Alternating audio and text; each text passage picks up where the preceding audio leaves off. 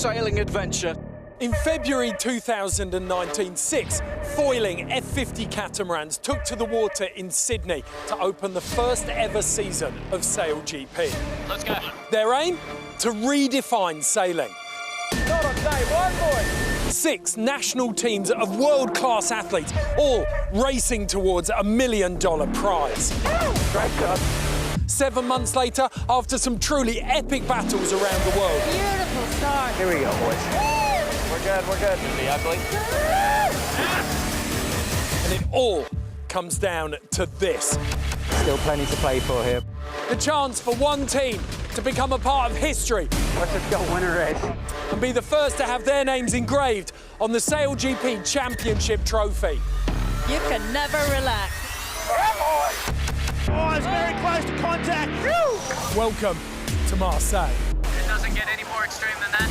Welcome to the grand final. And our 2 teams for the championship final race are now confirmed. And you can see the 2 skippers as they arrived in the race village this morning. Tom Slingsby of Australia and Nathan Outridge of Japan. They're about to go toe-to-toe in the richest race in sailing. And we're joined by both skippers now in the studio.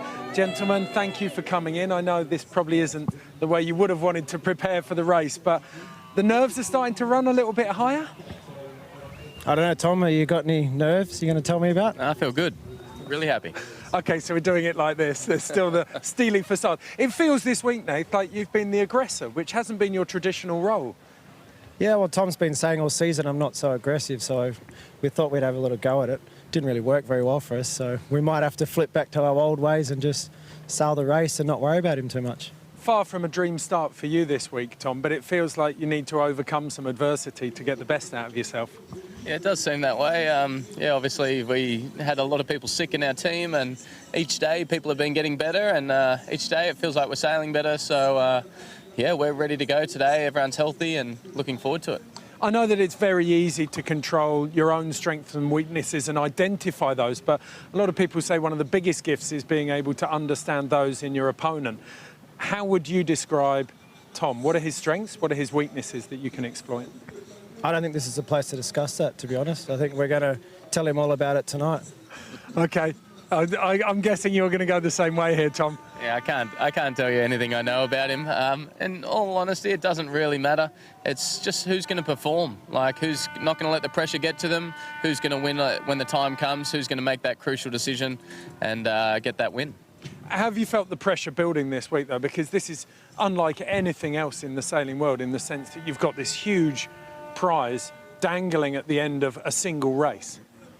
I think, you know, the pressure, everyone knows it's developing. I think everyone in our team is prepared for it. We've been talking about today all season long and preparing for today. And I think the hardest thing that we're going to face today is how unpredictable this weather's going to be. You know, had we been in San Francisco with a big race course with stable wind, we could develop a game plan for the pre-start and for around the track. What we've seen so far here in Marseille with the offshore breeze is that it is all over the show. You can only plan, you know, a little bit in advance. So for me personally, that takes a bit of pressure off because it means that you're more seat of the pants sailing and everything we're planning for right now could just get thrown out the window. So we don't feel any pressure right now, but I can guarantee you in that pre-start, the pressure will be on both teams to try and make that right decision. Tom, you won the overall accumulation of points in the championship leaderboard. It means you get the choice on which side you want to enter the start box. How important is that decision? It depends on the race course. In some areas, some different courses, it's really important. In some, it's not as important. The way it's looking like today and what we're seeing in the diagrams, it's not going to be as important today with a very small box. The bigger the box, the more you can actually do your time on distance and get your routine. When it's a small box, you have a lot of time to kill. So in this venue, it's not going to be as important, which isn't great, but I'm still glad that we have the decision and not Team Japan. Okay, and which side do you think you'll choose? Do you know? Do you have it in your mind? Yeah, I know which side we're going to choose. Well, come on, tell us then. No, We've been waiting all year for this. You'll find out when we enter. Okay. So we'll just go to the opposite end. Yes. Yeah. Okay, gentlemen, I'm going to let you both retire to your boats. I wish you both the best of luck. It's been a fantastic season so far. Hopefully the championship final race will deliver. Thank you. Cool. Thanks very much. Cheers. So ahead of the last day of racing this season on SailGP, this is what the overall championship leaderboard looks like. Australia and Japan, our very own Ferrari and Mercedes out in front. But some fascinating battles developing between China and Great Britain for third and the United States and France trying to avoid the wooden spoon. This is the schedule for the day. We've got 2 fleet races for those bottom 4 ranked teams, China, Great Britain, France and the USA, and then that big toe-to-toe matchup between Outridge and Slingsby at 3:30. And there's been a huge groundswell of support building around the world for each of the teams. And we saw the Sydney fans who are watching late at night in Australia. Hello to everyone there in Sydney. And we've got a special message from a Formula One driver for the Australian team. Hi guys, Mark Webber here. I just want to wish Tom and all the Australian team all the best for making the championship final race in SailGP there in Marseille.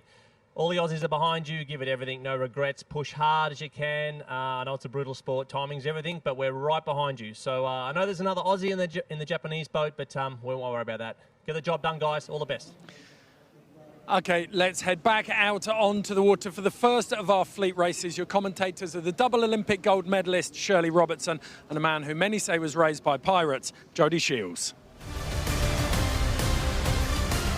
Let's expect the unexpected. It's going to be game on here. Nice day, lads. Really good day. It is not over yet. This race is definitely still on.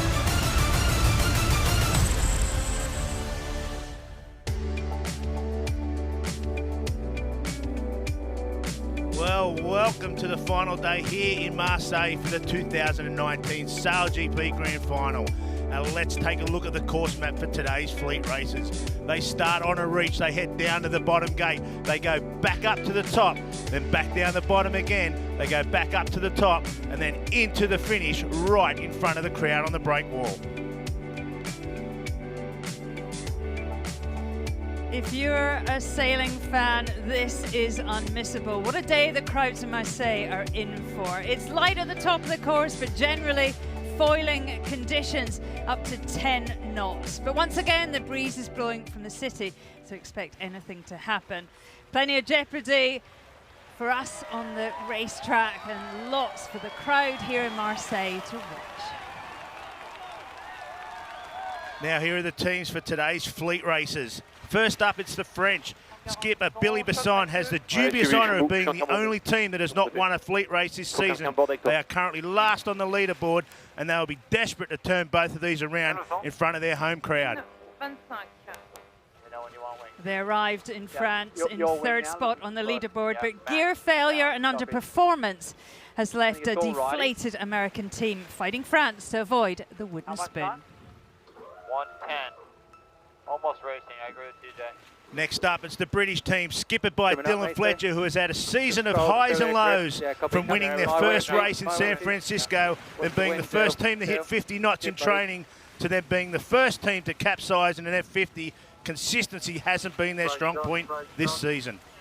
Well, this team for sure has momentum. Firmly last after the New York event, now defending that podium spot. Their skipper Phil Robertson, best known as a match racer, and we can expect moments of full-on head-to-head engagement. It could be fun, Jody. Welcome to the final day, Shirley. It is finally upon us, the day we have all been waiting for since the first race in Sydney. And look at the breeze. It is very, very light indeed. With 20 seconds to go, the boats are very close to the start line. So light at the top of the course here. Better as we go down, and so hard to get your time and distance on this. So China, Phil Robertson, the world match racing champion, he's in for the podium. He's got a chance. He's trying to be the aggressor here. He's pushing the boats up. As you can see, USA is just above him, and they are slowly going over the start line. We're not quite sure where the Great British team is at this start. So there's only 4 boats. We need to emphasise that. The Australians and the Japanese don't have to race this fleet racing. They are currently out on the course doing a little bit of training and getting ready for the big grand final race. but these boats are still waiting for a final position. So it's between China and the USA at this stage, only doing 10 knots, Shirley. Very light underneath this breakwall. Well, it'd be good to see what happens to Great Britain, Jodie. I mean, we heard on the onboard comms, Phil Robertson, the World Match Race champion, said, let's take it to the Brits. So I suspect there was a little bit of argy-bargy before the start. They're just desperately trying to get up and fall in there as the USA, but it is very light out there indeed. Trying to pop. Maybe, yes, trying to pop. No, Jim.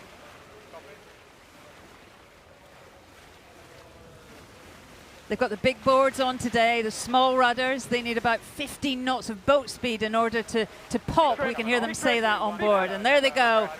It's amazing, isn't it, Jodie? Hardly any wind. And these boats are flying. They are so efficient. It is unbelievable. And they're up and going. They're already doing 23 knots in around about 8 knots, like you said. We still haven't seen where the British boat is. So for any, there they are, right on cue. They've finally decided to join the party with the rest of the 3 boats, so they've obviously had a bit of a shocker at that start. Not exactly sure what's happened there, but the race is on here between USA. Rome Kirby hasn't had the best weekends at all. Shirley, he was a chance of getting into the final. Slim may it be. Now he's duking it out for the final, like to get away from the wooden spoon position. Go, Rome. I'm trying. Roll it, T. Set it down. Yep. Straight into a pop. Yep. 2, 1, and popping. Big trim. Yeah, Rome Kirby had a bit of gear failure early on and just never ever found his groove. But good to see him out on the front of the pack today. Yeah, none of these skippers, as competitive as they are, not one skipper in this fleet wants to get that final position in the fleet after season 1, because it's a long off season to wear that. And the USA are certainly doing the best job to keep that title away from them, because they're coming into the bottom gate for the first time. 25 knots of boat speed and about 8 knots of breeze. Not many boats in the world can do that, Shirley. Dude, pressing up. We're good. A max trim. Yeah. And it looks like it's pretty much a one-way course at this stage, Shirley. The breeze looks like it might have gone a fairly bit hard right with the height that these boats are coming out of that bottom gate. Oh, the Americans just lost a massive amount of pace.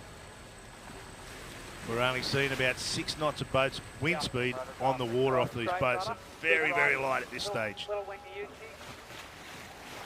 Weight down that. British coming back in.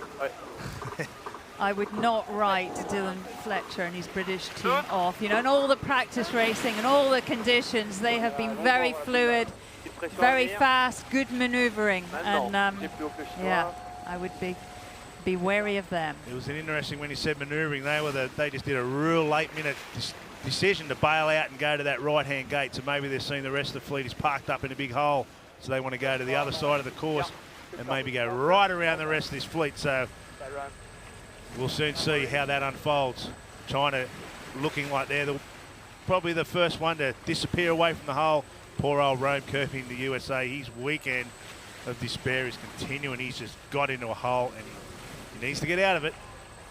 I just think, Jodie, they don't mode very well, and the conditions here are ever changing, and you need like a really experienced team, and I think they just don't really make those transitions terribly well.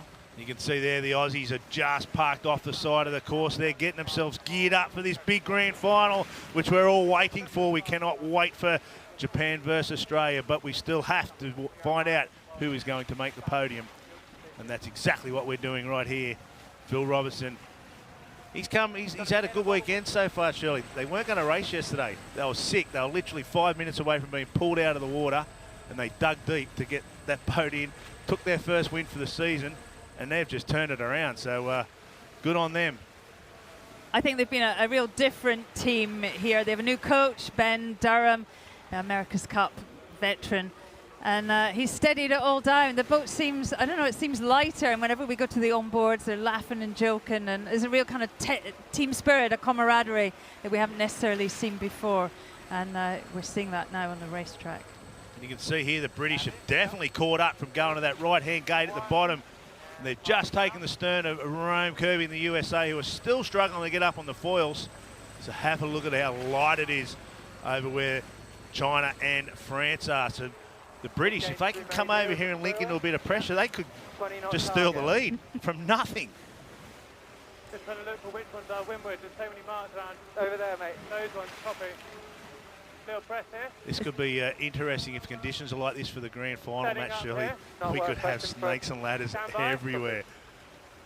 The British are doing really well, linking that pressure together. I mean, they look like they've got an engine compared to everybody else.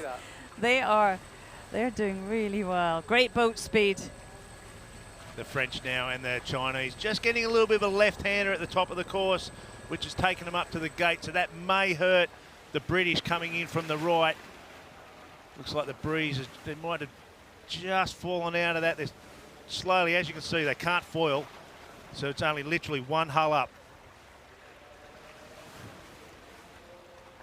Well, out on the water, we have Lisa Darmanin, silver medalist from Rio. Lisa, what can you see? He's a little...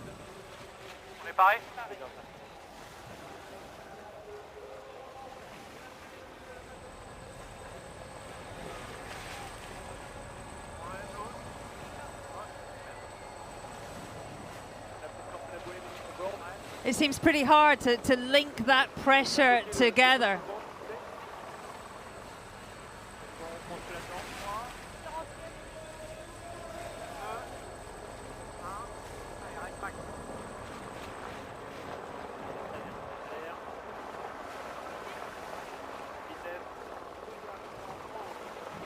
Well, thanks, Lisa. And the big news, what we're at Lisa then, is the French team are leading this race. So they're coming around, they've gone to the left-hand gate and they are going back in towards the city, which is quite interesting because that's where the big left-hander was with this team coming in. China went over to the out to the sea, and you can see there they've stopped. So can the French, which have just popped into the screen now, stay into this wind and take themselves down? Remember, they're the only team, Shirley, that haven't won a race at all this season. So to win this in your hometown, imagine the celebration. It would be absolutely amazing for them. Look.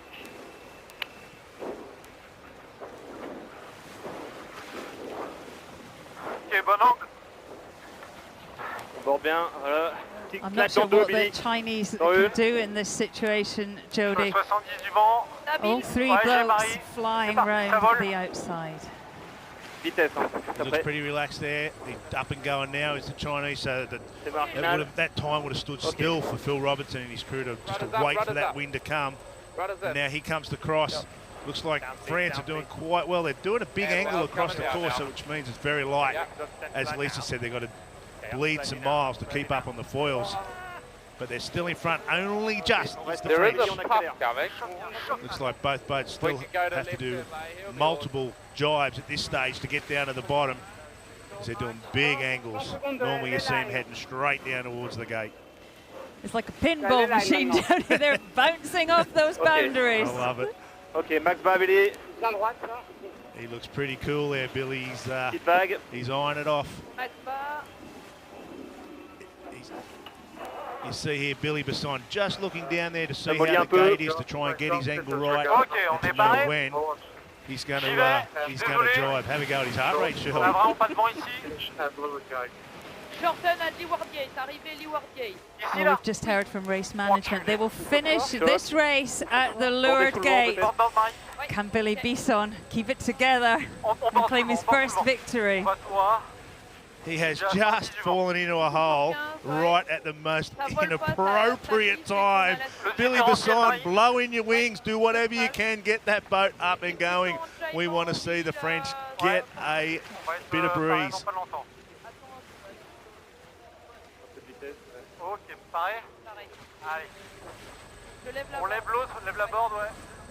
I'm not sure what French is, but I reckon that is saying, where's the wind, where's the wind, where's the wind? H1.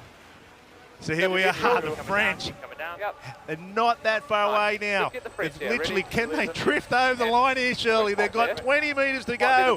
China is coming back in a hurry. He's doing 5 times his boat speed. Shirley, can they do it? Keep it down, keep it down. I can't watch, Jody. We have to watch, we have to watch. Here they go, the French. Have they got it? Yes, they have. They've finally won a race on home quarters. Well done, Billy.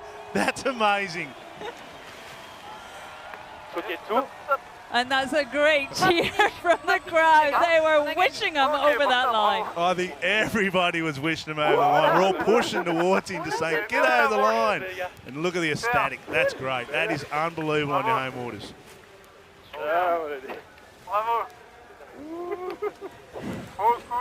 He might owe the race control a little bit of a nice red wine after that one for finishing it down there. But good on them. Well done. That's amazing. Second for Phil Robertson in China, putting them in that third spot. Mari Ryu, the flight controller, also Billy's crew in the Olympic class in the NACRA. A solid team.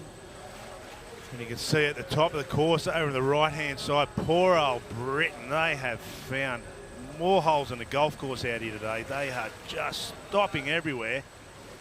But you've got the USA, they're not doing much better. They need to get down here. Every point counts because they're the French, who they were duking it out with for that bottom position, they've put one boat in him at least, so he needs to make sure he doesn't bleed 2 spots here. He might get timed out. We have got a timeout after the first boat's finished, and that's at the discretion of the race control.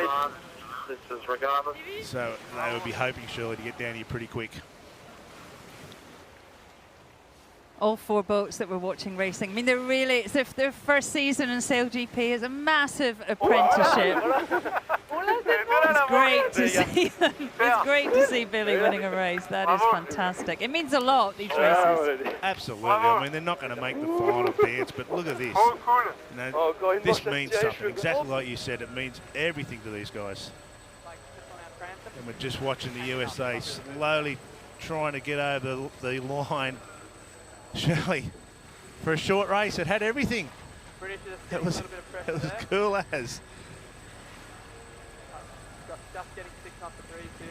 Well, and Jodie, it may not be over yet if you're British and American fan. Difficult day for these teams. Yeah, difficult day. Not sure. Big clouds being quite Some great wind at the start of that race, but unfortunately it didn't stand all the way through to the end. But there was enough there for France to creep over the line and take their maiden victory in their first SailGP season. As both Shirley and Jodie commented there, it will mean the earth to them. It's been a very, very steep learning curve for the French SailGP team. We're joined now for analysis by Jan Rocherio, the 49er sailor, and Matt Cornwell, 3-time America's Cup veteran. Gentlemen, pleased to have you here. Matt, you were watching that race very, very closely. What have you pulled out for us to take a look at? Well, let's start at the beginning and what was going on with the British team. They were so far behind in that start, and I think they just got their time on distance all wrong. It was funny, Phil Robertson was talking about getting stuck into them. We heard some audio, but they were nowhere. Maybe they were trying to stay out the way or something. Here's the 3 other boats getting a decent start, and the Brits went, look at them here, they're hardly even moving, backing the jib, just trying to get, basically they're in irons there. I mean, that's a terrible way to start the day. Hopefully you can come back from that. Do you think they'd underestimated the wind, Jan?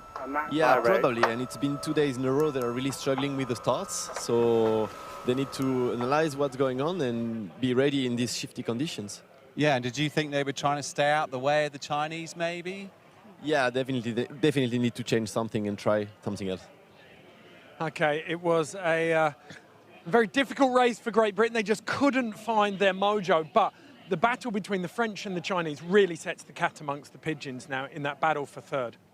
It does. So how many points did they get there? So they got 2 points on top of the British there, and that could be really significant going to this race. The Brits probably need to win this one now. Okay, a lot of pressure on Great Britain. France and China sitting pretty. Okay, confirmation of the result from the first of our fleet races today. France take all 10 points, China on 9. The United States will take 8. Great Britain 2 points behind China in that battle for third place with just 1 fleet race left to go. It's going to be very, very close.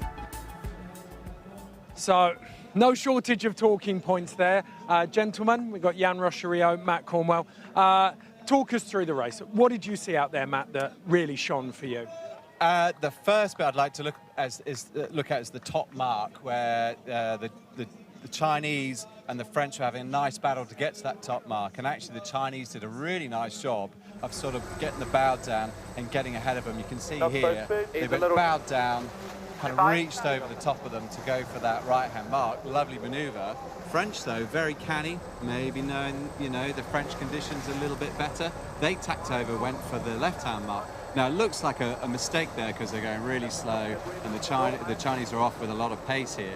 But actually, throughout the whole race, there was far more pressure on that left-hand side of the course as you look upwind. And this was a brilliant move by the Chinese because they actually got into that pressure first. And the Chinese there, a little bit after this, they just parked the boat for a while, and that gave the French the opportunity to get down and inside them.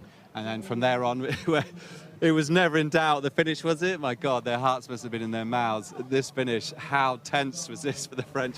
And we all really, everyone here really wanted to see them win a race on home waters. And, you know, that was, wow, that was a really, really close finish. But here we are. This is great by the Chinese, just rolling over the top of them here, but then just making the wrong decision as they got to the mark. It's really difficult at the top mark, isn't it, Jan? Yeah, the split down there, it was really crucial for the rest of the race. And during the downwind, the gain was made by the French sailing team, but you still have one more leg, and the decision at the bottom gate, was hard, I believe. And how did you feel about this finish here? We'll take a look at the footage. How close is this? and especially, I know that the French were struggling a bit on the lay line during the whole regatta, and now when you just jibe and you can't find your speed and you see the Chinese arriving at 15 knots behind you, it must be really stressful, but they managed to get the victory on the home water, and we can see on the picture that just after finishing the crossing line, they were pretty happy about that one. Okay, well, as we've seen, this fleet racing is very, very hotly contested, but we've got the championship final race coming up very shortly, and it will see Nathan Outridge going up against Tom Slingsby. Their rivalry has been building for the last 7 months, but here at the grand final in Marseille, their friendship has been severely tested. That rivalry between Nathan Outridge and Tom Slingsby goes back to they were 7 years old. You want us to have a little fisticuff or something like that to really make a rivalry? 25 years they've been racing against each other. It's quite funny, the whole chat about the rivalry, isn't it, Tom? It is funny. I don't think we need any cameras around to want to kick each other's in any type of boat. And it doesn't matter if it's practice. If I lose a race to him, I'm off. And if I come in from a little practice day and I beat him 2-1 that day, I'm walking around happy. Yeah, you know it and I know it too. Yeah. The colours of this inaugural SailGP in Sydney are green and gold. All I remember is Tom just giving us a complete dusting. For all the talent on board the Japanese boat, they have been comfortably beaten. I'm glad we've been able to bridge the gap a little bit this year. Japan is holding up Australia. Australians put the bow in massive. I think the rivalry between us and Japan really escalated in San Francisco. Oh, it's very close to contact. Yeah, I think that kind of shows how aggressive we're starting to get towards each other. That had to be so close. I wouldn't say it's a complete game of chicken. You know, there's pretty... I feel like it is. From then on, I said, I'm going to push him even harder next one, and that's the way it played out in the match race. Calm as a isn't it? Yeah. We are watching a masterclass in how to sail your F50. It was just nice to see the team get rewarded for their hard work. You know, it was such a crazy venue and required such adaptive kind of sailing, so everyone was just really satisfied. Just look at the joy on their face. Nice. What made me even more proud with the team is that everyone knew that it wasn't over yet, and you know there was 2 more events to come, and the focus shifted forward very quickly from that. Oh, we've got a broken pedestal here on Japan. I think it just broke. The boats are hard enough to sail when everything's working, but you know it happens. Sometimes adversity comes your way, and it's about how you deal with it. Does anyone know where we're finishing? We want to beat them in 100% capability. We want to be ripping along and beat them by 1 second. That's our goal. Australia, 3 from 3. Nice work, boys. They've certainly laid a marker down for the final in Marseille. At the end of the day, I don't think it's going to change a whole lot between the two of us. We'll still hang out and have a beer afterwards. I think the loser should buy. Yeah, the loser should buy the other one, so congratulations, I think. Certainly there's no love lost between them at the moment. The conversation we had at the start of the show was very, very tense. Not long now until they go toe-to-toe in that final race for $1 million. Right now, though, we've still got the small matter of third place down to sixth for classification to be decided in our second fleet race. We've got the fourth member of our analysis team out on the water as well. It's Lisa Darmanin, the silver medalist from the NACRA 17s in Rio. Lisa, what was the story out on the water in the first race? I tell you what, Ed, it is extremely tricky out here, and you know, we've seen lots of different conditions this season. We've seen a lot of wind, and we haven't seen wind. These sailors in all sorts of conditions, and that's what they've got today. They're all amped and pumped, but they have to be calm, and they just have to focus on their own boat and just try get their boats out of the water. Okay, thank you very much, Lisa. It's going to be a real challenge, isn't it? We've seen this air die, Jan, in the last of that race, and it doesn't look like it's pulling up again. Yeah, and the team were really split on the race area, and it's really show that even the tacticians, they don't agree on what to do and how to approach the races. And right now we have huge clouds on the field of plate, which is just killing the wind. So let's see what's going to happen for the next one, but still a big challenge. Okay, what can the skippers do here? What kind of preemptive action can they do? Well, it's very difficult when it's these kind of conditions. We talked about whether maybe Phil Robertson would get engaged with the British in the pre-start. You know, he's a match racing world champion. He probably wants to take it to the British here. But there was an opportunity there because the Brits weren't in the race. But when it is this light, it's about finesse sailing and just keeping the boat fast all the time, looking for the pressure. That's all they've got to do, finesse it around the course. Strategically then, does Phil Robertson want to stay out of the way of the British team now? Does he just want to keep his nose clean? Yeah, maybe you need to just be focused on the wind and forget a bit the rest of the fleet. But on the other hand, if you got a chance to hook somebody on the line, we just show that it's just killing the other team. That's right. I think it's all about opportunities, isn't it? If there's an opportunity there, you take it, but it's all about assessing the risk. And I think, you know, there's probably more risk in these conditions, so the opportunity has to be bigger, let's say. Okay, well, I've done a little bit of maths in my head, and I think it's possible. If Billy Besson wins this race and Dylan Fletcher comes last again, Billy Besson could even claim fourth. It's time to go back out onto the water now. We've got the second and final fleet race of the season coming up. So it's back to the commentators, Shirley Robertson and Jodie Shields.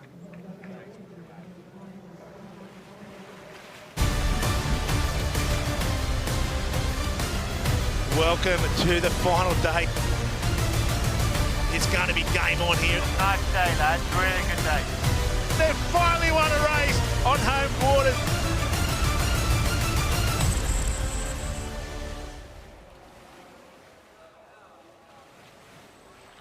Well, welcome back out for the second race of today, and the big news is the race has been postponed, Shirley, and as we can see, we know why. We hate to be the bearer of bad news. It looked so promising this morning when the boats came out, but there's a big cloud on that right-hand side sucking all the pressure. Anyway, well, we've just heard from race comms that they've actually cancelled this final fleet race. So third overall for the season is China. Jodie, they will be delighted with that result. Absolutely. From the weekend, like we said before, they were just about 5 minutes from being lifted out of the water because they were too sick to participate in the weekend's activities. They've stolen third place in the overall points, and that is an amazing job by Phil Robertson and his crew. So well done to them, which means that the USA look like they've got the wooden spoon, Shirley, so Rome wouldn't be real happy with that. I mean, great result from the Chinese. They were last leaving New York. It looked like the wheels had firmly come off, but here they are. Good result in cows, and really came here and sailed smart with I guess a new level of enthusiasm.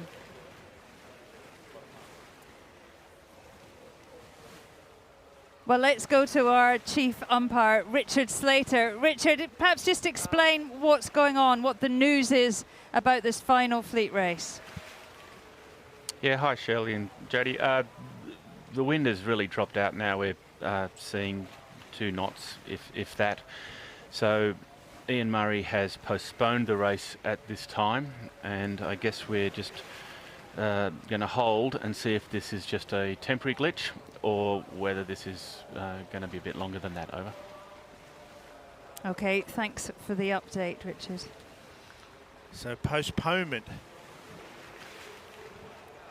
means that we have got a chance. We still might get a race off, but so we might have gone a little bit early there, Shirley, on the announcing on the podiums and whatnot, but it was great practice. It was great practice indeed. So all we got to do is wait for the wind, and here you can see, Shirley, the Japanese and the Australians, they'd be just aching for this breeze to come in because they don't want a low, no foiling final, that's for sure. You guys happy cutting at speed? Yeah, we just ease it off the drum like you.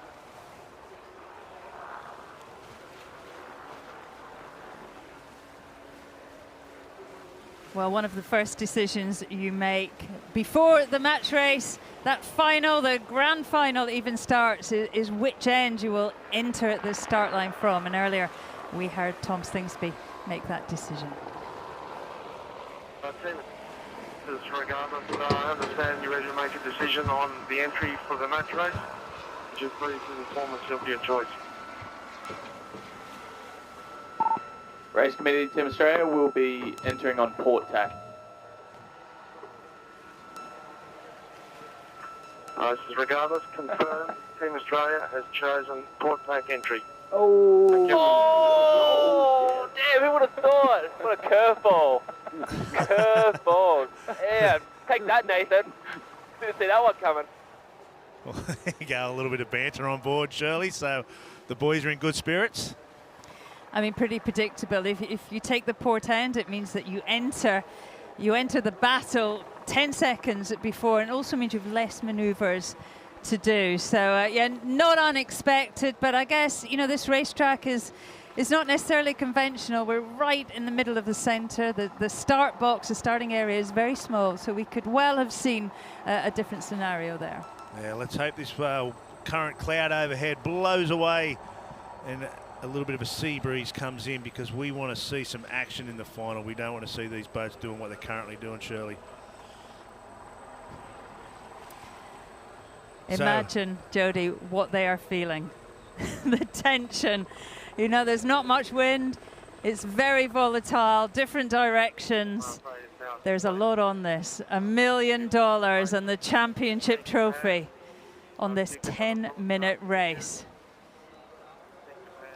And we've just heard confirmation that race 8 has definitely been abandoned, so well done to me and Shirley for calling that early.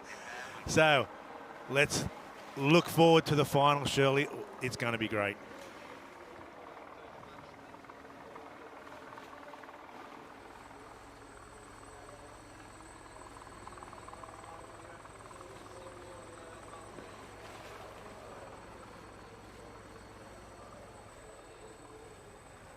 Where do you want to go, Slingers?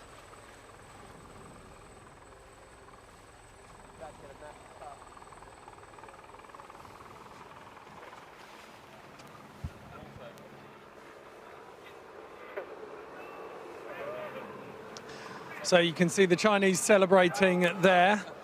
They are on a postponement at the moment, but suddenly that race is put into very stark relief. We've just had confirmation from race direction. They're celebrating there because the 4th fleet race has been cancelled. So China will finish in 3rd position. Great Britain in 4th, France in 5th, and the USA in 6th. Deploy the missile. So the Chinese, a phenomenal performance. After the first 2 events, very few people would have put them on the podium. Phil Robertson had a tumultuous first outing in Sydney, and then an even harder time in San Francisco. But he has steadily climbed his way back up the rankings, and fantastic performances in both cows and here in Marseille. We've seen him climb into third position. He will be stood on the podium this afternoon.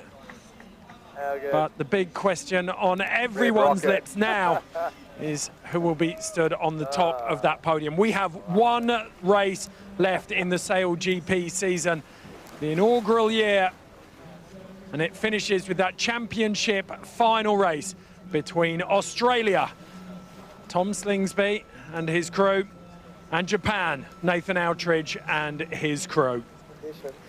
There you can see both boats currently becalmed. We've got a thick lump of heavy cloud sat over the bay here in Marseille, and that is killing the wind. But just out to the east of us, we have some clear skies. And the moment those come overhead, we're expecting the wind to rise. No worries, let's hope we get this race in. Everyone is waiting patiently with bated breath to see when we can get the championship final race underway. Surely.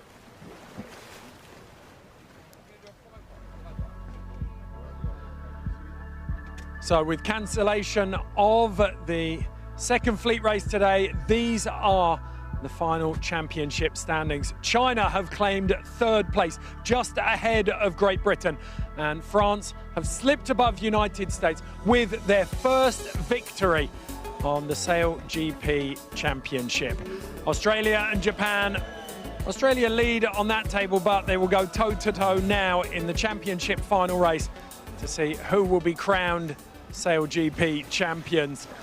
And it is a patient and agonizing wait for both teams now as we wait to see if the wind will rise. Right now, though, we're going to take a quick break and chat to Billy Besson on the French boat after his first victory. You can hear me. A massive congratulations. We were willing you across that finish line. How nervous were you? So close to finishing. Yeah, thanks. Yeah, we are very happy. We are very happy to cross this line first. So, yeah, it's a good day. Beginning good for us. There was a massive, we could hear in the commentary, we could hear the crowd supporting you and cheering you on as you crossed the line. You know, how was that received on board? How welcome was that? Yeah, we make it a bad start, but we just stay concentrate about what can we do, and we just stay opportunist so where we can find the good wind to stay on the front, and so we are very happy and very proud. All the team is very proud about this race, so it's good. It was great to watch. Thank you, Billy, and good luck for the next one. Yeah, thank you. A wonderful way to finish for Billy Besson there, and that would have meant the world to him after a difficult season, Jan. Yeah, definitely. Like, not being last of the Grand Prix is something that you were looking forward before this day, but they still struggle on many points, and seeing them having such a great finish, it's really a nice thing. And all teams and events management were worried about losing some race because of two strong winds when we were looking back at the forecast 3 days ago, and finally we are losing one race because of no winds. So this is sailing. Okay, at the other end, we've got China taking third place. Again, that's something that you couldn't have predicted 3 races ago. Yeah, even 2 days ago, you know, it looked like the Brits had staked their claim and they had pegged that spot for themselves. They'd already put their name on the podium. But the Chinese just did a brilliant job yesterday that really gave them the momentum. When you look at the year and the points, it all seems about momentum, and it comes down to small moments here and there, and the Chinese just had it in the last 2 days. But it's a fantastic story. Liu Ming was in the car on the way to hospital with gastroenteritis, and Phil Robertson had to get on the phone to him and say, if you can't sail, then we're out. Yeah, they were telling us that they were craning the boat out. They were taking the boat over to the crane, the Chinese boat, and they were going to be out of it. And I guess they had a good think about it and said, look, can you just get on the boat? We'll get round the course with you. And maybe then did not finishes, that's actually 1 point better if you come last in every race rather than not starting any races. Did not start, then you're 1 point better. So he got back on board, and they were, they got a first, a third, and a fourth, I think it was. I mean, that was a brilliant. He's the hero, is he, Lu Ming? He's the hero of the team that team this weekend. Okay. With a great team spirit, like to support him, because I can imagine when you say yes, I'm gonna come back on board, but you are so sick. It's something really, really hard. It would have been a horrible feeling to be going to the hospital. Your body's telling you to get in bed, and he got on the boat, went racing, and helped them win a race. I mean, brilliant.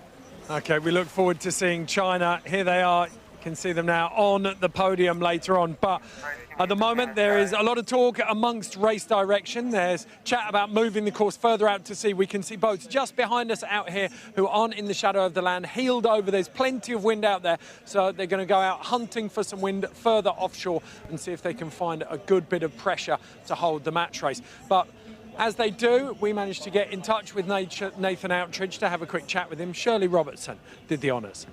Well, Nathan, it can't be easy. The conditions, what are your thoughts?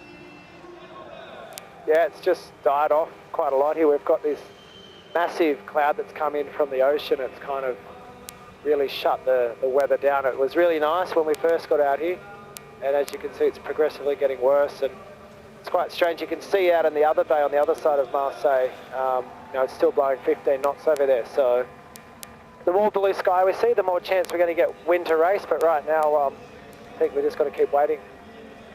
You seem very calm. There's a lot at stake for a 10-minute race in what's potentially very difficult conditions.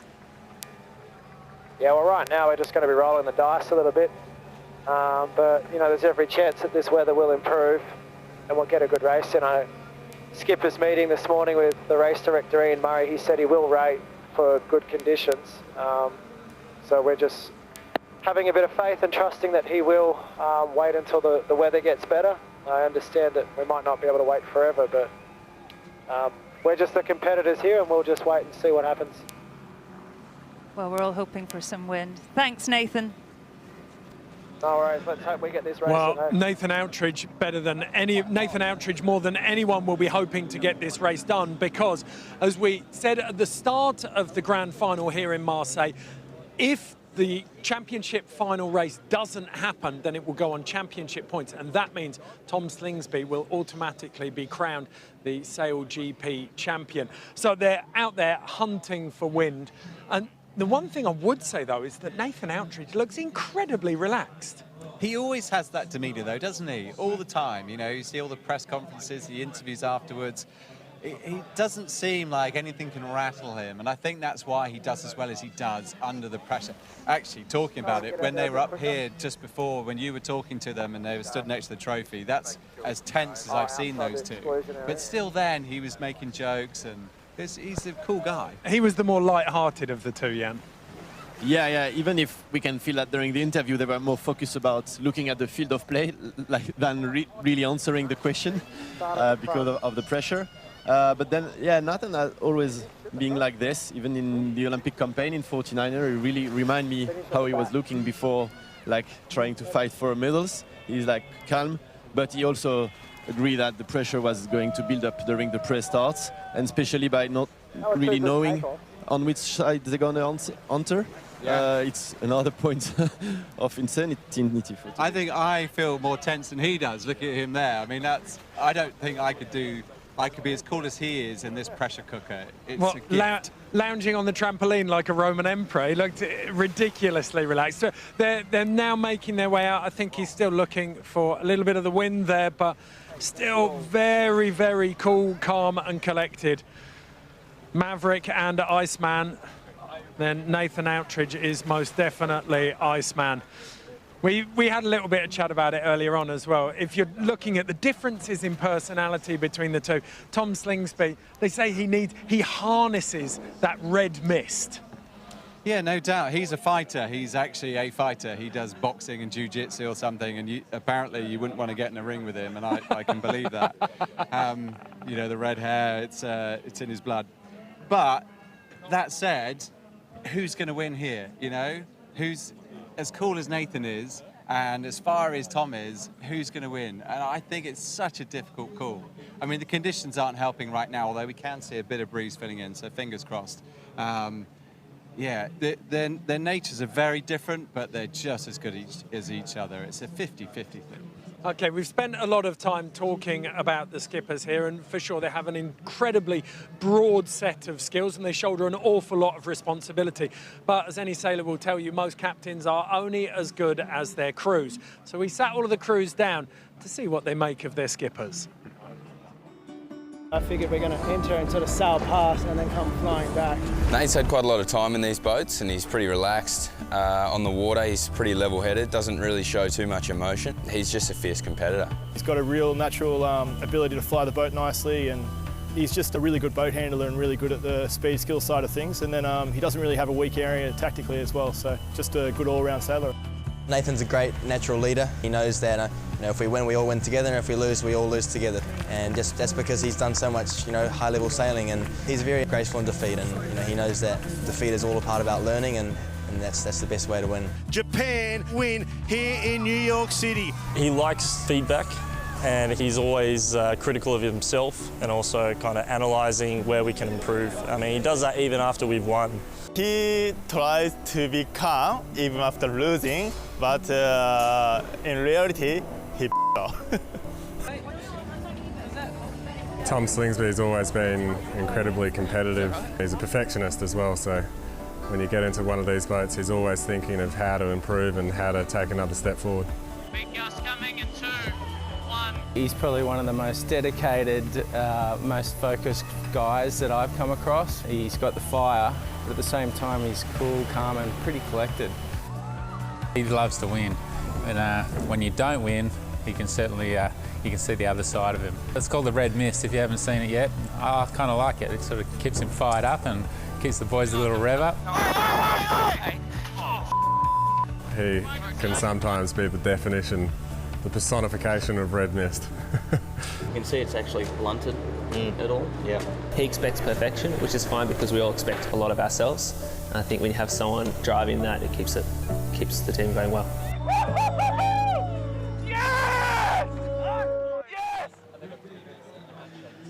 Wonderful insight into each of the skippers there from the men who know them best. The wing trimmers, the grinders, and the flight controllers from Japan and Australia. But those men are all critical to the operation of the boat. And we decided to sit down Lisa Darmanin, who incidentally is from Australia and crews with Jason Waterhouse on the NACRA 17, with Matt Cornwell, to put each team against each other and see how they stack up. Right. Lisa, it's SailGP Season 1 Grand Final time. Who is going to win? Now, you've backed Australia for obvious reasons. I've gone the Japanese team after a lot of thought, but I think these guys can do it. Let's talk about why we think our teams are the best. So I've got my Australian Royal Flush, starting with my grinders. I've got an Ironman, Kai Hurst, a lot of power there. Great sailor and Sam Newton, worked together as a team with Oracle in the last America's Cup, and Kinley Fow, our sub in grinder, also worked with these guys. So they know how to turn handles and they know how to do it as a team. Strong grinding team, I hear what you're saying, but I've got my Japanese quartet. 4 sailors as well, not just 3. They rotate. Kinley hardly ever gets to sail, but these guys rotate, keeps them fresh and clean. We've got Yuki, the rower. He's a championship level rower. Biggest guy on the table. Power, big lungs, big heart. That's rowers for you. And I think my guys just pip your guys for that reason. Yes, but I do have a fantastic flight controller, Jason Waterhouse, silver medalist. I do know him pretty well and know that he can get a boat around a track, and a foiling boat at that. He knows how to push the limit, but he does know where the limit is. Okay, well, I've got Luke Parkinson, Parko. He's won the Volvo Ocean race. He's competed in the America's Cup. He's campaigned 49 is the Olympics. This guy can sail on any boat out there. He can do pretty much any position. He is a really, really talented all-round sailor, and I think he just pips Jason for that reason. All right, but I do have Kyle Langford, been trimming a wing since he was 24, starting in 2013. Also sailed with these guys in the last America's Cup. He has a wealth of experience and I trust him on the wing for sure. Okay, he's a good wing trimmer. But I've got Ian Jensen, Goobs. Now, Goobs, has been sailing with Nathan Outridge since he's 16, and it's all about trust. As a helmsman, you need to be able to trust the sailors around you so you can focus on what you're doing. So for that reason, I picked Goobs over Carl. Just pips in there, I think. All right, I hear what you're saying, but I do have gold medalist Tom Slingsby, great Australian sailor. Tom is such a fighter. Obviously sailed with Oracle the last 2 cups, great tactician, so he's got that under his belt, but improving every event as a helm and coordinating this team, fantastic.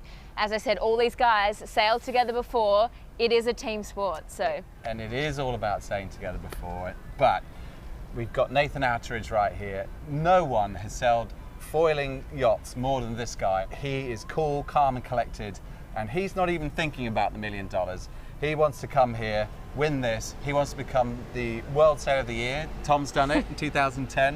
And this is Nathan's chance to do that with this Japanese team and take the grand final. All right, well, let's hope the World Sailor of the Year does well this weekend. Okay. So we'll just have to wait and see. All right, let's see. Bets on. Yeah. Okay, against Lisa, you've obviously gone for Japan. Do you still feel that way now? Well, I've given this a lot of thought over the last few days, and knowing this question would come up at some point, and I am 100% convinced that I still have no idea who's going to win this race. Have you got a coin? Jan, who do you think? I will go to the OC. They are in the tempo since the beginning, and let's go. Okay, back out to the water. 3, 2, 1. It started in Sydney. Okay, here we go. The script was already written. 2 friends turned great rivals. Slingsby holds off his rival. Japan win in New York City. Australia 3 from 3. Doesn't get any more extreme. Wow, take a breath. Here we go. Let's go. Through the finish is Japan for a win. Australian win here in Marseille. This battle's going to go all the way to the end. Okay, Jan, you think the Aussies? Honestly, they had hard training days in Marseille there. We saw the beginning was hard as well, and then they're just catching up, and we hear Tom saying that he was having his team back in shape because many of them were sick at the beginning. And so usually when you are trying to get to come back as they were doing, I'm sure in this tricky condition you can go till the end and win. He's almost like the Incredible Hulk for me, Tom Slingsby, because he needs that trigger. He needs to overcome some hurdle to unleash the beast and really find his stride. So where is he at the moment, do you think? Is he Eric Banner or is he the Hulk? Oh no, he's the Hulk right now. What I saw in the interview earlier on, he is the Hulk, 100%. And but I mean, what you said, you're not sure. You're still on the fence over this. Is it just because of the wind conditions? It's a big factor. I think what we will see, what I do predict in this race, is that we'll see some lead changes, and it's just where that falls coming down to the finish. I think it's going to be really hard to hang on to a lead here because there's opportunities to make big gains, but also opportunities to make big losses. So it's going to be really tricky, and it could change, all the way down to the finish. Okay, we have got a 5-minute delay. We've got confirmation on that, but the race is, we can see the course being set up just over to our right-hand side here, and there is plenty of wind out there. The cloud is moving off, so it promises to be a very fitting climax to this season of SailGP. And I mean, the types of boat these guys grew up in, you've got Tom Slingsby in the Laser, you've got Nathan Outridge in the 49er. The style of sailing they did there in those boats, Tom in that smaller, more aggressive Laser, suits his personality, Jan. Yeah, definitely, but then I think they've been adapting so fastly to the F50 because they are like really experienced sailors, but it still looks like Tom was on the Lasers and Nathan was on the 49ers. And I mean, in terms of Tom, we always talk about him being this kind of angry guy and them being very even-footed, but he's never skippered a big foiling cat like this before, and he's come into this series and he's leading, he's got the chance to win it. That is going to mean an awful lot to him, isn't it? It does. He's been in positions of big responsibility before. He was with Oracle in the last America's Cup. He was their sailing team manager, and he was the figurehead of that team then.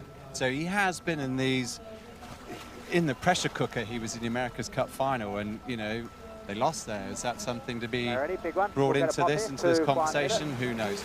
But yes, this is a brilliant opportunity for him to build his own team and he wants to be in this this championship for a long time, for years to come too. I think he sees this as a really good opportunity, and as he said, if he doesn't win this year, he's already thinking about next year. They're talking about putting that whole $1 million straight back into the team to focus on next year, and that's a really big shout, because let's face it, we all want to go home with a nice big payday, and well, considering that Nathan Outridge was overheard coming into the event village this morning saying, I'm going to go to Corsica and spend it all, that's two very different camps there in Jan. Yeah, definitely. And they were even like joking about who needs to buy the beer after the races. So apparently the loser's got to buy that. That yeah, seems a bit counterintuitive to me. But let's not forget, that's not the payday for the season. This is prize money. I mean, it's a phenomenal amount of money, Matt. It's a huge amount of money, and it'll make a big difference to all these guys in the team. But particularly for those two, that's not the focus. And really for the teams, that's not the focus. You know, it is about winning. It's about the trophy. It's about the prestige. It's about maybe becoming World Sailor of the Year. It's about being in all the press tomorrow. That's the big deal for these guys. I mean, the money, it helps for sure, but these guys want to be remembered for things in their sport. You know, what's their legacy? And this is going to be a big part of it. And let's not forget, Jan, it's one design racing, no matter how incredible these boats are. Everyone's in exactly the same boat. And that means as a sailor, you almost have more bragging rights. Yeah, you have to make the difference, because all boats are exactly the same. And we've seen during the season that the speed and like even trying to reach the 50 knots barrier was a battle within the battle. But then it's amazing to see 6 teams being able to fight for the final, and at the end they've been more consistent, the Japanese and the OC, and now they are just waiting on the water with no wind, with probably a really short warming up timing and a tricky wind. So I think they are a bit far about thinking about the prize money right now, but the money and what you can get out after for winning these events is something that will come on the table tomorrow. Yes, absolutely. But as very competitive sportsmen, let alone sailors, as all are, they want to win every race they do. You sort of heard them talk about when they're racing each other and how they're angry if they lose a race to each other. But you just want to win every single race and nail it, and you want to be the best in the world, and that's what they're here for. And that's the beauty of this series, as you were talking about. It's all about the sailors. You know, we talked a bit about the America's Cup. That's a design race. Here, the boats are all the same. It's about who's the best sailor out there, and these guys want to be the best sailor in the world right now. Okay, the format throughout the season here on SailGP has been 5 fleet races finished with a match race. The fleet race means you've got all 6 boats out on the water. The match race, just 2 boats. When they start that, it's critical as to who gets to enter the start box first, the area they sit in before the start. And we've got some statistics we can show you here on how the match races have come up. So you've got Tom Slingsby, two match races won, and Nathan has won 1. And then you've got the first to mark there as well. And there's some interesting stories being told with that. Yeah, there is, yeah. I mean, you can take a lot out of this, no question. I mean, the fact that Tom's won 2 over Nathan's definitely a factor. And he's been able to pass him. That sort of is counterintuitive to what we always think about Tom, is that, as we said, he's the aggressor and he likes to get up in Nathan's grill and possibly win the pre-start, and actually twice he hasn't, but he still managed to you know, certainly pass him in one of them. But today's so different. It doesn't really compare to any of the other match races we've had, really. It's really tricky. It's lighter air than we've seen. So. We talked about this in New York, though, where we had very similar conditions to this. Nathan Outridge had the finesse. He really was able to glide the boat between the puffs and find the pressure.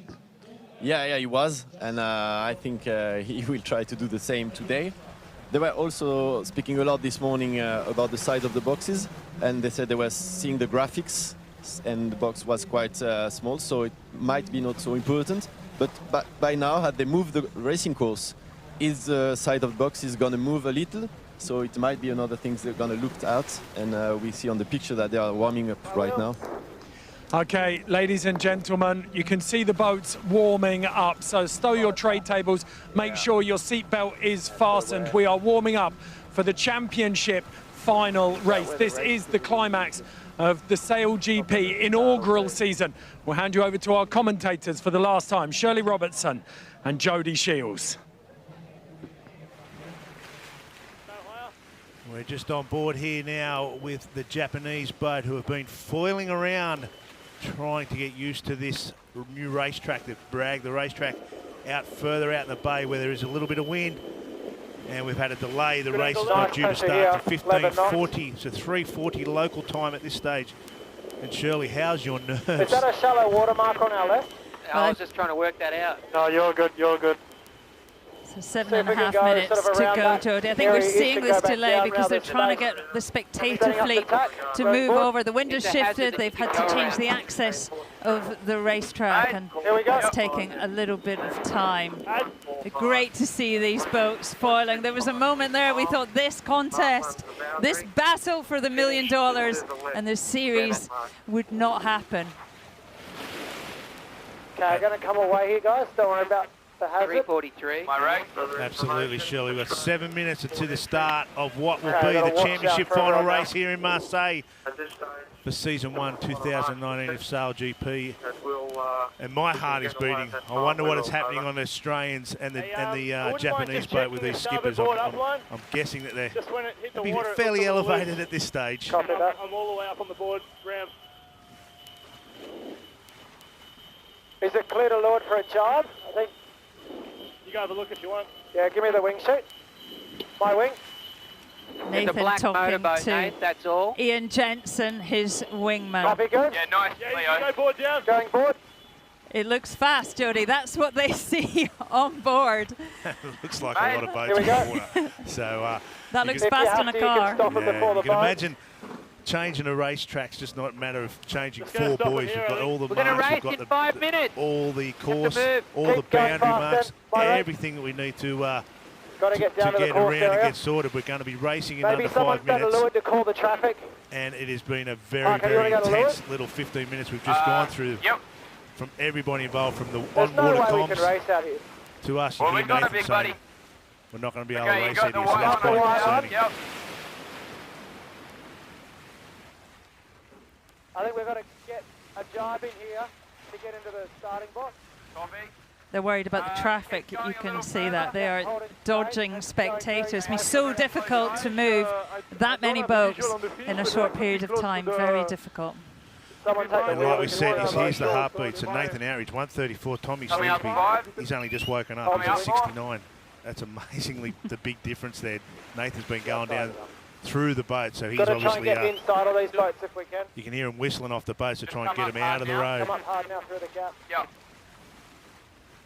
So this is the problem. The problem is trying to get everyone off the racetrack. Come on, everyone get off the road. You want to see these two boats go head for head? Let's get into it. You cannot separate these two boats, Jodie. I mean, pick a favourite. It's absolutely impossible. Okay, and then now down, maybe Caddy Lord wing sheet. So as you said at the start, Australia coming in on the port hand entry, so they'll come in on the left-hand side.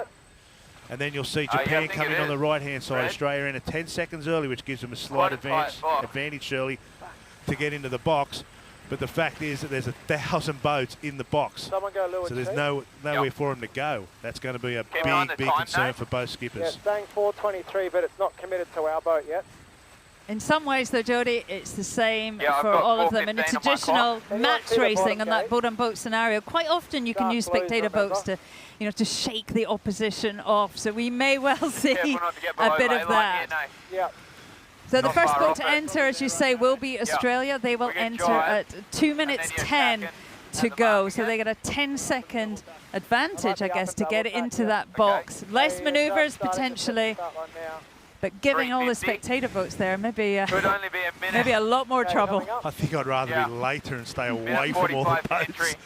It looks like an absolute nightmare out there for these guys just to be able to decipher where they want to be. Never mind, they've got 10-foot dinghies and yachts and super yachts and cruisers and ferries around them. So they've got a lot to contend with, plus the fact they've got $1 million hanging straight over the top of their head for the win of this race. So 8 minutes 24 to start. Much to play for in the next 3 minutes. Maybe 20. we get, if the traffic's clearing, we could do a practice entry. Australia, just to know we don't have any 1 minute. That's because there is 5. So we've just had notification that there's been another 8 minutes postponement. Delayed to start by another 5 minutes. Let's do it anyway. Let's go here anyway. 15:48. Okay, so that's another 5 minutes on top. Delay. Team Australia. 40 seconds. Gotta watch all these boats, obviously. Well, You're this right. race Yeah, will we'll get away after happen. this Jody, guy. do not go away. Every second. I ain't going anywhere. Do not go away. This race will happen. And if anything, 19. the delay just Keep adds going. to the tension, to the jeopardy of this sprint, of this 10-minute race that we are going to see. 20 seconds. I think my heartbeat's 19, running about 190 18, as well, 17, so it's 16. happening everywhere. Don't worry about it, Kai. Copy. I'm just looking at the boundary. So we're going to hit the So bottom. it looks of like that they're pretty slowly quickly. but surely Yeah. clearing these boats out of the road, Shirley. Ian Murray and Race Control have given them another 5 minutes coming to down try and make this lower. happen, which is great. It gives the competitors the We're gonna best run over it, opportunity. right? We're still 100 metres. Okay, we're going to turn up. We've got 7 minutes till start. Okay, turning up. In this grand final, you know, the start Gonna could tack well over in be this everything. spot. You want to lead your opposition off the start, and in some ways, you know, try and Just slow them outside. down as you sail off into the next puff of wind. How are we looking for time there, Milky? We've got 6:40. So Milky there is Standing Jason by to come Waterhouse. up behind and just watch all the marshal his boats. nickname on board, so he's the Straight flight into control. attack here, and board he's down, given the by wing. directions back to the skipper. Gliding. All the Aussies, of course, compulsory to have a nickname. He's named after the Milky Bar Kid. VMG upwind at the moment in the water. Those of you who are old enough to remember that Happy for you to advert. come up. I think it's pretty clear. Copy. Locked at the moment, but we are going faster than them. Okay, So we're coming into hop, 6 but not minutes going to behind go. him. My rate. Yep. For the big championship final race here in Marseille. Incoming. Yep. And it looks like that the box, or the starting area, is slowly but Straight surely at getting Mark one cleared, here. Shirley. There's a lot of chop there from all the boats, We which don't know. We're won't at normally affect them 5:50. when they're up on the foil, but if We've they got a bit come of time off to the go foil, this way. it could give them a little bit of a heartache to try and get back up and running again. Especially the Japanese who have to come in from that starboard side. They have to do one That's more about max job. height, okay, for the rudders. But if they're doing this Yep. speed, I don't think it's going to bother them Start at to all. decrease the height a bit. I have, mate. Speed's good compared to them. Okay, So we Standing haven't by to started come away racing, into but an we've early started jibe. racing, if that makes any sense at all. standing by jibe. Just My wing, going giving forward. each other a little bit of a who's faster, who's slower here. Mind game, Shirley? Turning. Or just having a little bit of a rundown. My wheel. I mean, you heard Nathan Outridge, the no skipper of the bottom gauge down there Japanese at the boat, moment say, still. you know, speed good. He wanted to check in. Just they haven't Let's had a get lot of back up time to to position prepare here in in this case we fresh do wind start. that's Actually, come in. bottom So gate's over you here. want to check in your My right. pace, see how you're getting Coming on. up. We've got the big boards on, and we Hey, can't Parker. lose sight of that. The big boards and big jibs. I'll So march across the reach, mate. hopefully we'll get foiling in most conditions. We might see even a couple of foil jibes and a couple of foil tacks, which would be fantastic. Should be coming pretty quick. As they go towards the city boat, it's going to get a little bit lighter. So it'll be all about who's going to be able to negotiate that first jibe and then head on down to the My bottom. rate, so you can look around. Yep. That's I'm a out of good. breath. That's a good start. The first to the mark. Nathan Outridge has won twice. the race off the start line to that first mark, but you cannot separate these two. You cannot separate. You got it. And will history repeat itself in Australia? 15. In Australia, Sydney, Australia were on the port side. Japan were on the start, and Australia won that 10. race. So once again here in New York, Australia on port, Bottom Japan still starboard, but moving. Japan 4, turned the tide 3, in New York. copy. So Leapfrogging it. 1, surely the data's not even giving us anything. I'm not going to ask you who your money's on. I'm not going to ask you who your money's on because I know it's just going to be too hard to pick between these two teams. There has been so many variables. So much is changing all the time. They have not come out here with a game plan, with a formula.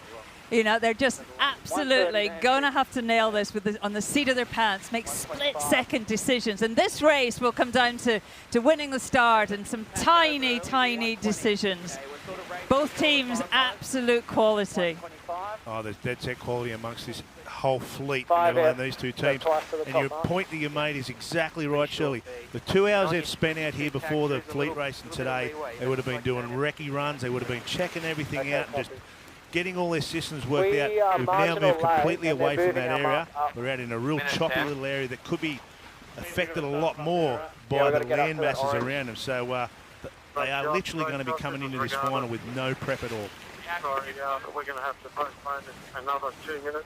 Start time will go to 15:50. No urgency to get up now. Close. Do we want to stay away from these guys? I think we just stay where we are and hopefully they all get out of our way. We can't get the finish line there, so we will finish at the windward gate. So the course now becomes 5. Well, the voice we were hearing there was race director Ian Murray. You could hear the frustration in his voice, trying to set the course quickly and also clear all the spectators, from to the other side of the boundaries. But a 2-minute delay, so not long to wait until we see this grand final here in Marseille. It's too long to wait. It's too long. I want it on now, Shirley. It's just the suspense is killing me. Now, as you can see there from that graphic, that's the starting box, obviously, but everything's so tight. They're having troubles trying to fit the start in, fit the box in, fit the finish line in. So we're going to have it's going to be very fluid and dynamic, this race, as it goes, because Ian Murray and the race director, he's doing his best to make it fair for everybody. Great pressure though, 11 knots, pretty steady all over the course. They will be flying. Hopefully they will be flying just above the water. That's what we want them to see. 1.5 meters above and absolutely smoking it out between the two teams. As you said, Jody, they're on the big foil, small rudders, but big foils, which means, they can really maneuver upwind, and we've seen a few in practice, a few foiling tacks. So, it gives you the chance in a head-to-head like this to make a few more decisions, particularly on the upwind leg. And just to add to the drama a little bit more, Shirley, the mechanics are on board, just checking out something with your board. So that's pretty handy with 2 minutes and 57 to go, but they don't seem too concerned. What he did, we've seen Rome Kirby and his crew snap it down at rope in the first race here in Marseille, which cost him 2 races, so we don't want any failures here. Feels like the starting box software has this past all the spectators, so there's no boundary protection software, anything like that. Yeah, Parker, that was really nice on the reach, pace-wise, control-wise, but any higher at them, I'll lose a rudder. That's perfect. Right on the edge, perfect. He's talking about the ride height. Luke Parkinson, he's the flight controller. Go. The higher you fly, we're on here, the faster you go, but the more risk. 210, we've actually entered. We are starting to race. The Aussies have entered, and the Japanese are still connected to their chase boat, so this could be quite interesting. They've got to get in and race. Will Tom Slingsby take advantage of this? Okay, we are going up. Will he try and block him out, or will he just get into the box and get his nerves in? There's an early entry. This is the umpires. This is the umpires. Penalty Australia, early entry. Penalty Australia, early entry. So we just got to enter and we're all good. Yeah, and stay clear of them. They're going to be coming back at us fast, right? Standing by the job. So that means big mistake by the Australian team. That means that they have to start behind Japan, behind the opposition. So massive error early on. Massive. So all that advantage that they got from that port end side and all the lead up to the points has been nothing by about probably 1.5 to 2 seconds. So now the Australians, will they try and get a penalty on Japan to try and even it out? Or will Japan just sail straight away from them? I know what I'd be doing if I was Japan. I wouldn't go near them. Going board. Advantage at this stage to Japan. You got 55 seconds, mate. Yeah, but slingshot time on distance, start above at the moment, okay, boys? Board up, please. So you can just look at the heart rates on Slingsby. Keep an eye on time, lads. So we heard Nathan's voice, a slingshot approach, which means he's going to come from above with pace, cross that start line as fast as he can. The Australian team, though, looks slow. The Australians cannot do anything. That's the problem. They've got a penalty. They can't attack. They can't put pressure on. So Nathan and his crew can just pull the trigger from wherever he likes. And as long as he nails that start line, it doesn't go over at the start, they can be going for it. So here we go. Australia starting to, Japan starting to wind up now from way up the very top of the box. 26, 27 knots. Remember, Australia have to start behind them. So will they play a little bit of cats and dogs, or will they just pull the trigger and go firing? I think they're going to pull the trigger and go firing, because here we go with 3 seconds to go. 2-1, the grand final is on, and it is Japan on the top end of the course, and Australia below. Japan doing a nice job there. Will they get across to the first mark in good spot? Don't push it too hard. Looks like the penalty is off for Australia, Shirley. So what do you think of that start? Great start by the Aussies. I mean, they could not have managed that better. Absolutely at top speed crossing the line. Yes, well done to both boats. We're only about 2 boat lengths apart. A little bit of wing wash coming on the Australians, but I don't think it's going to bother them that much. Japan through the first mark in first place. Will Australia jibe off early, or are they going to try and push them over? Looks like they're going to jibe off early. There goes the board down. Will Nathan Outridge, will he match that manoeuvre, or will he just try and sail his own race, Shirley? Okay, standing by, my wing, going forward. He's taking his time, he's picking his moment, he's not being forced into making a decision. Nice job there by Tom Slingsby and the Australian crew to get that jibe in. And it looks like they've got a nice bit of pressure down that mid-side. Japan were a little bit slow coming out of that jibe. You see them have to be a little bit higher in their bows to wind the boat up. In a minute, they'll turn and roughly turn towards the same angle that Australia have done, but that was a great job there by the Australians to jibe early. 2, 1, lock, turning. Australia now on starboard. They have all the rights until they get into the zone. And Japan just sneaking over the front. Looks like Nathan's going to slam one right in front of his face just to make Tommy have to follow him in here to this bottom mark. And that was a nice, risky manoeuvre, but nice manoeuvre there by Japan. Good job by them. All right, stand by. Keep the build on. Yeah, board down. This race is so Jody, there's like a boat length between them. Will we expect anything more from these two combatants?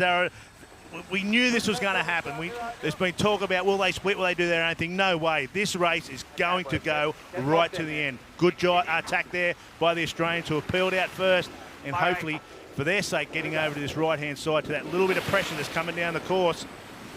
Will Nathan Outridge and his team of Japan go all the way to the boundary and just back himself? We'll soon see. Looks like they've gone a long way over there for the tack, Shirley. No higher, no higher. All right. You know, the Japanese are fast. They're good at maneuvers. Stand by. Australia look quite nice there. Japan just coming off that left-hand boundary. Australia setting up for their tack now. If they're ever going to do a good foiling tack, now is the time to do it, because they need to nail this one and get up and going, which it looks like they've done. But Japan look great from that left-hand side at this stage. Crossing quite easily. Do you want to hit or not? All right. I'm happy. We're not close. We're too close to hit. Just across. Well, it's very, very close here, Nathan. So too close to hit him, which means he wants to tack on top of him. So the Australians, there's nothing in it. They're about that far apart at the bottom mark, and they're still the same distance after a big tack from both boats going to either side of the course. Now Australia heading over the left. Japan want to follow. That's pretty smart move by Nathan Outridge. It could be a massive advantage to be the right-hand bow on the screen. You're on starboard, you've got all the rights. And he looks quite nice there off his hips to the right-hand side. Looks like it's paid off there for Japan, because if Australia attack now, Japan might have pulled another couple of boat lengths out of him, unless they get a little left-hander, which Australia might be a little bit bowed down, so they might get something from the left here. Australia they look like they're about to get up, set up to go for attack. Kyle Langford got ready to jump up out of the cockpit. Tommy called him to come back down. So they're happy just to keep smoking on over this left-hand side of the course. And be a gain for us. Maybe make the ley line, Shirley. I think we can. We just got to watch the traffic. Here they go, the Australians setting up now. Speed build here. My wheel, call the exit angle. Yeah, we'll go left mark here. It's closer mark. This could be a massive gain for the Japanese team. They want to go to that left-hand side, and they have nailed that ley line to the left-hand mark. There is still absolutely nothing. I'd call 2 boat lengths at best between these two boats, but like you said, Nathan Outridge and Co have already got around the top mark, and they are heading downhill Another 10 knots quicker than what the Aussies are. The Aussies up now around the left-hand gate as we're looking at it. So big decision, big split decisions there between the two boats. Long drive. Slingsby and the Australians done a right driving first on that first downhill leg, so will it pay off again, Shirley? Tom Slingsby very happy with his choice and with his speed, and we can see that. They're nearly 3 knots quicker than the Japanese. This is the final downwind leg, so we've been waiting all year for this, and we have got a couple of legs to go, and it is still a nothing between these boats, which is exactly how we wanted it. Waves here. Tom Slingsby has not got a heartbeat according to that graphic. 73 beats per minute is pretty cool.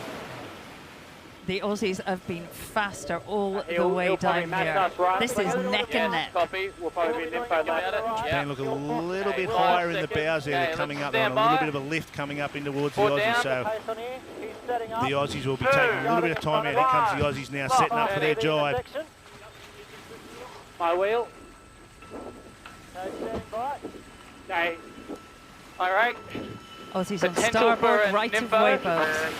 Must avoid the going hard here. It's almost like action replay of the first downhill. We've got the inside, I think. The distance is exactly the same, but they've done a nice job there. Australians, will they be able to roll over the top of the Japanese and come into this zone first? Oh, is it? Oh, very, very close there. Australia, Japan tried to get up underneath the Australians and push them off. Not sure whether he had an overlap there. We'll soon see from the umpires. Call it. It's not there. Lock now. Australia done what we call an eagle. So 2 boards in, they had to get 2 boards to get down into the zone. Japan got really badly hurt out of that, Shirley. Terrible, no boat speed. They went very aggressively to get the penalty and didn't get it. And has that been the move, the $1 million move that lost him this race? We'll soon see. Very, very aggressive, as you said there, Shirley. He was trying to keep Tommy and the Australians out of that zone, but he pushed him up, didn't have the overlap, and Tommy had enough to just go around in front of him. Little header here, slingers. So we're on the final leg now of the championship race for the 2019 SailGP Grand Final, and it is the Australians, Tom Slingsby, leading the charge into this race. Got a couple of tacks to go. He's going over to possibly cover the Japanese, Shirley. How do they think they're going to come out of that other side? How are we doing there, Milky? Have a look at him. Yeah, looking good. They seem happy, the Australian team. They're looking good. They're confident that they're crossing. Well, that move could come back to haunt Nathan Outridge. It looks like he could get a little bit of breeze there, but the Australians look fantastic as well up on the left. There's about a 100-metre difference on the grids, but once they get to actually crossing, I think it's only going to be about 4 boat lengths at best. You reckon Australia would have slammed one straight on top of him, or will he go over and set himself up for the top mark? Remember, we're finishing at the top mark here. This is the final leg. We do not have a reach into the finish. They are finishing at the top mark. Regardless, please disregard. We have been unable to move the finishing mark. Have a look at close. So close. What's the mark here? Eagle, eagle, eagle. No, we're good. You hear him say eagle, eagle, eagle, and Tommy says no, we're good. So what that means is Kyle was calling, do we need that unfurl down? Look how close that is. Going. Copy. Oh my God. Nathan's mistake, though, Jody, was picking what turned out to be the wrong side at that top mark. He let the Australians take the right-hand side of the course. More pressure, more speed, and they came right back into the game. And that's exactly what they did in that first lap, so I'm surprised they made the mistake twice, but we're not that far away from the finish. We've got a couple of 100 metres to go. Australia are leading the grand final here in Marseille. Tommy Slingsby would be very, very happy with where he's getting his boat up. Maybe one more tack to go, or will they make it down from there? It all started with a win in Sydney, then an emotional victory in San Francisco. They were beaten in New York. They dominated in Cowes. It's time to get up and party. Australia is the 2019 SailGP champion.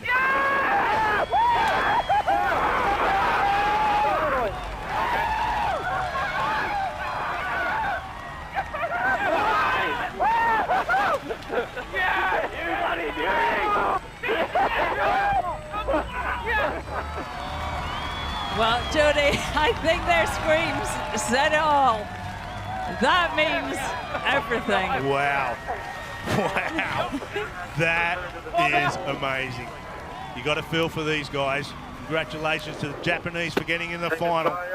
But Australia had been the most dominant boat all year, and they deserve it, Shirley. They deserve it. Look at the emotion on board, as you can imagine. What a roller coaster. Massive mistake entering early, such an unforced error. But they never gave up. They never gave up. Well, if that doesn't make your heart beat, you're not human. That was insane. My thoughts, though, to Nathan Outridge and his team. You can see how despondent he is. Aggressive. What an aggressive move. Absolutely aggressive, and it was an all or nothing play, really. When you think about it, he had the lead, and he was trying to stop Tommy getting into that zone. In hindsight, would it be better just to keep the hammer on and get in there and then try and control? We'll never ever know. We'll never know. He knows. And then how did they bridge the gap? He knows. They had better pressure on that side, and there was light in the middle. After the build-up, after the no race, we thought we weren't going to have a race. The wind was too low. The SailGP season 2019 has finished exactly the way we wanted it, on the water and with a fantastic race. Look at this team. I mean, such a class act, and great mates as well. Done so much sailing together. They could not be happier. Absolutely, and you know they had virus go through. Kyle Langford had a virus, couldn't sail for the first few days. You know, they've had a fair few dramas to contend with leading up to this to today, Shirley. As you would imagine, if it was all going smooth, you'd probably be very nervous. But they've taken every single issue that was put in front of them. They've dealt with it, and now they got the spoils of victory. Well done to them. What a race. I mean, two of the most tactically smart teams head to head. And it came down to one move in the end. You can almost see relief on their faces. They've got Jason Waterhouse in the middle there. Kyle Langford's they're just taking it in now. They've just realised that they've just won it, you know. And in contrast, we have the Japanese who are, look at them, they're shattered.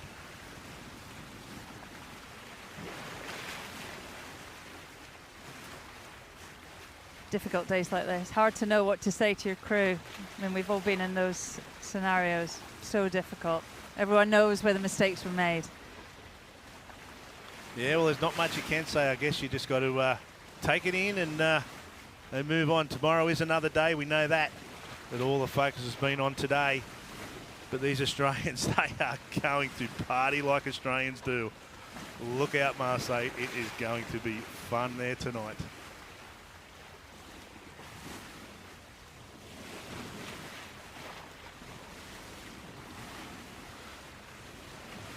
See Russell Coots there, the CEO and the brains behind this SailGP, just handing the trophy over to Tom Slingsby and his crew.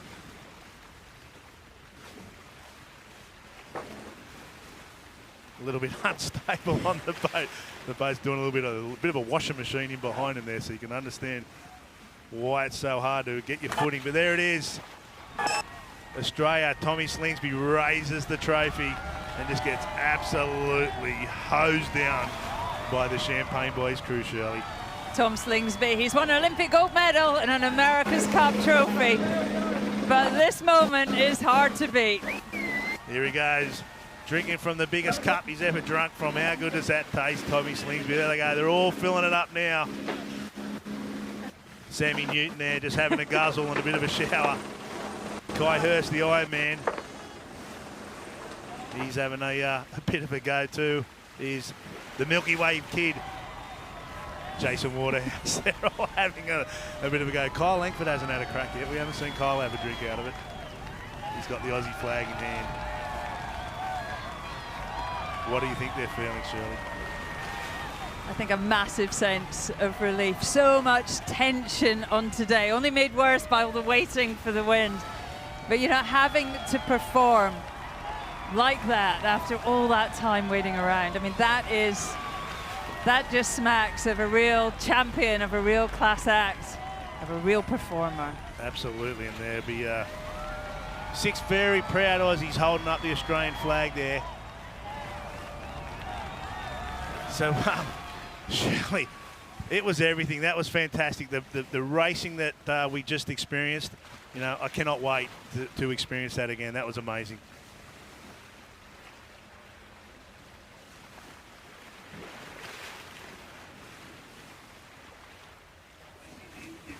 We knew this. So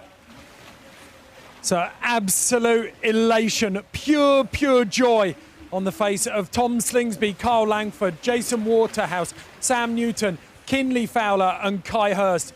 The Australians have prevailed here, and you can see just how much it means to them. A phenomenal race as well. Matt, Jan, there was so much pressure, so much expectation resting on this championship final, and yet it still delivered. It really did. And the pressure showed right at the start with an unforced error, uncharacteristically from Slingsby and the Australians entering early there. And, that put them in a really difficult position from then on. And the whole race, let's face it, the whole race came down to that little moment with the Japanese left. And I reckon there was 4 inches in their tops. And if they'd have hit them there, that would have given the Australians a penalty for not keeping clear. The fact that they just missed them, that was the whole race right there. But how many times have we seen crosses like that between Australia and Japan in this season, Jan?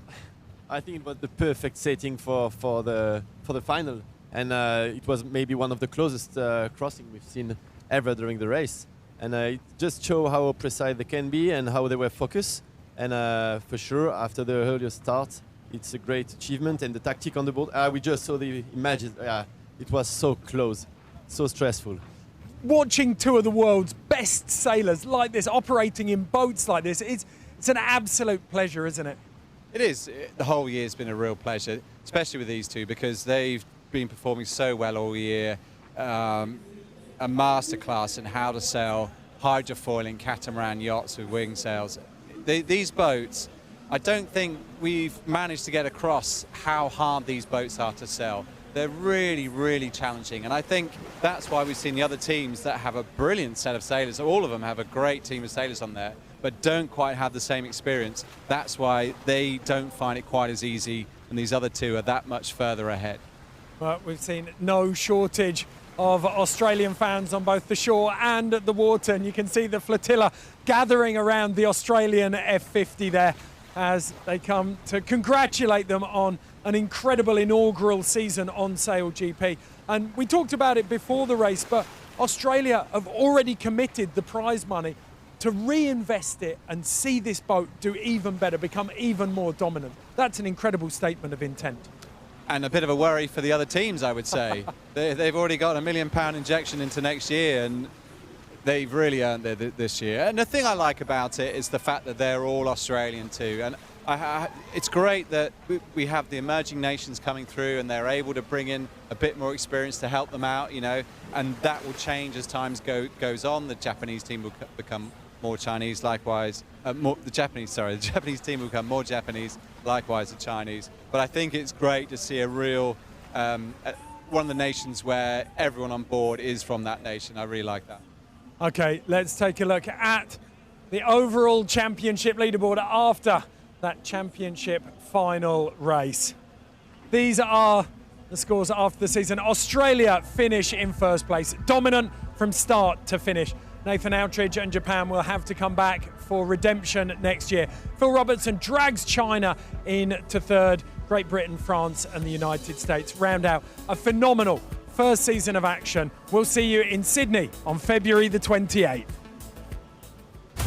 The inaugural race of SailGP. Slingsby and Outridge racing each other since teenage years. And it is the Aussies dominating down under. Golden Gate Bridge in the background. 6 F50s at over 35 knots. Oh, it's very close to contact.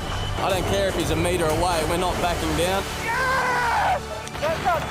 The race for $1 million has come to New York City. New York was everything we're expecting. Plenty of wind, plenty of current, plenty of action. GBR's capsized. I'll back us any day of the week at 100% over his 100%.